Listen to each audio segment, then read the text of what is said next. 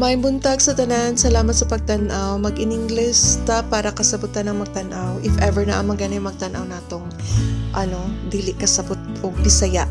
So join me friends as I put up this simple gift that I'm planning to give to my friend.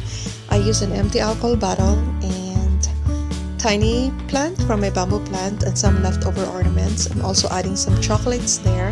So look around your house. Maybe you can come up or put up with something that's very meaningful that you can share with your friends, relatives, or coworkers that you don't need to buy. You don't need to spend money. So that's all for this vlog, and thank you guys for watching. Have a wonderful day.